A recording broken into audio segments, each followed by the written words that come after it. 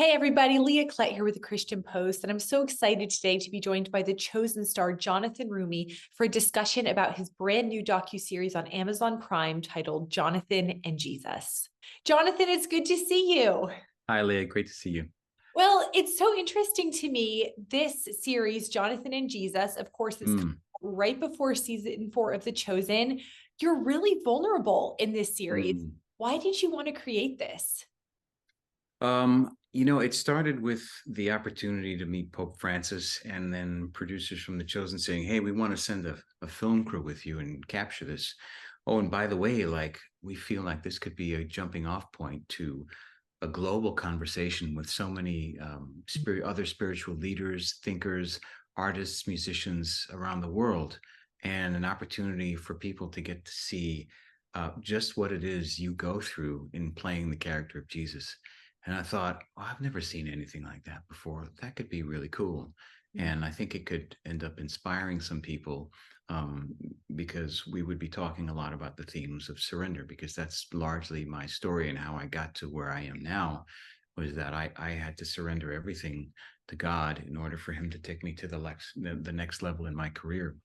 And so I think capturing that story, I thought, might be of interest and of inspiration and encouragement to other people that are maybe struggling with the same issues of control and not knowing the outcomes of things in their own lives.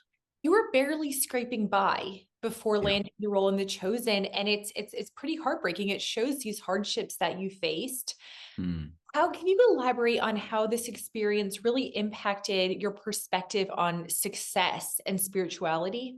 I think it because it because God took as long as he did to give me the opportunity to actually do what I love for a living and to have some success at it. Because it took so long, I think I really became so much more appreciative of having success, any success. And I think if I had experienced success much earlier in my career, I wouldn't have appreciated it in the way I most certainly wouldn't have developed the faith that I have now in the same way. Maybe I would have got there in another route, but I think for me, the whole process of getting to the point where I didn't have food for tomorrow, I think that was all part of God's design to to make me realize that I needed to depend on him, and I was used to depending on myself and not really activating my faith in a way that I think he knew that once was activated could go and change people's hearts and change the world one person at a time by playing a character based on the Son of God who changed the entire world. And I think I wouldn't have had the maturity beforehand. I wouldn't have experienced, you know, I wouldn't relate to the suffering Jesus had gone through in my own way, the same way, you know what I mean, had I not been through all these things first. So it definitely gave me a much deeper appreciation of what it meant to actually achieve a modicum of success at this stage in my life. Hey, Jonathan, one thing that stuck out to me in this docuseries, you talk about how sometimes people have a hard time separating Jonathan from Jesus. And you say in one scene that people have told you that when they pray to Jesus, they see your eyes. And Hmm. that, I thought that's a violation of the second commandment, right? Like that's a little disturbing. That must be uncomfortable for you to hear as an actor. How do you deal with the discomfort when fans struggle to separate you from Jesus? Well, I don't think it's not really my job to control what they think or how they react. The only thing I can do is remind them that I'm not Jesus. I'm Jonathan. I'm a person. I think the docuseries Jonathan and Jesus is a really clear insight into to kind of showing that for people. I think showing people what that is like and making people realize, like, I'm just a dude. I'm playing this role. That and I have a deep devotion to Christ. I think letting people kind of see behind the curtain I think helps make that distinction. It helps clarify that distinction and that separation, and hopefully will give people a better understanding of what the challenges that I have Mhm. tend to be, and so that if they do happen to meet me in person somewhere, because it's always possible, um, maybe they'll approach it differently. I mean, I've had pretty favorable encounters, but there's some people that haven't been, the kindest, and they just take certain things for granted. Like, you could be at a table and they just kind of come up and snap a selfie, like as you're in the middle of taking a bite of food, and you're like, well, would you do that to anybody, like anywhere, like, but they're so I think very, very rarely does something like that happen, but it just kind of makes you think, like, wow, okay, there is a distinction that needs to be made, and I feel like Jonathan and Jesus does a really good job at trying to make that distinction between me and the character that I play.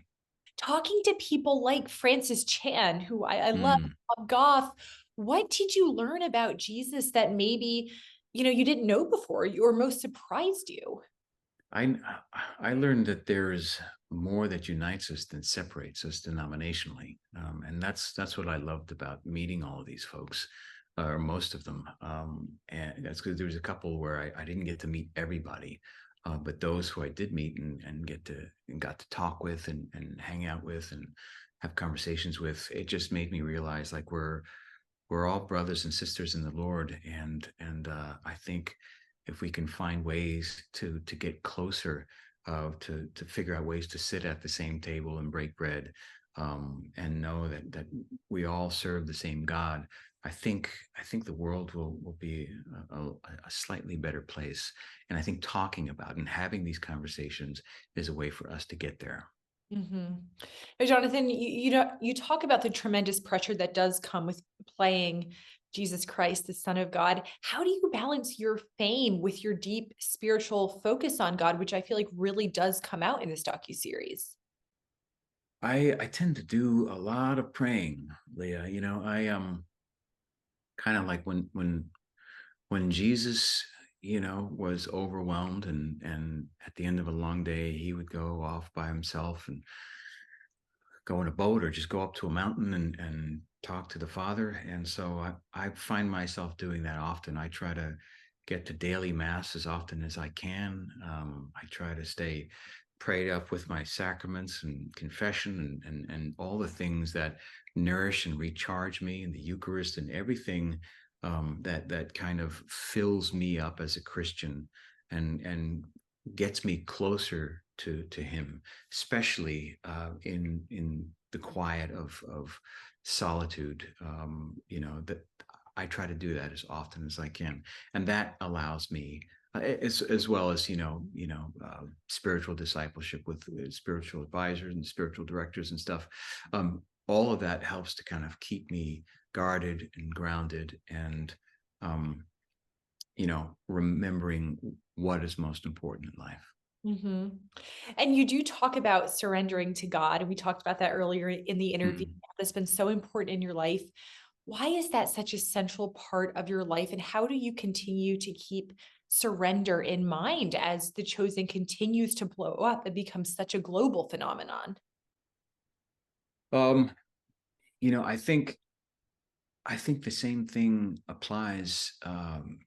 When I'm in prayer, that's an opportunity for me to just humble myself before God and realize that every good thing comes from Him, and everything that I have in my life has come from Him.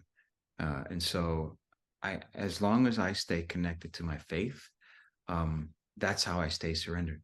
It's if I were to, believe any of the hype, that anybody might write, or believe, or let any of the compliments go to my head, then I'm in dangerous territory.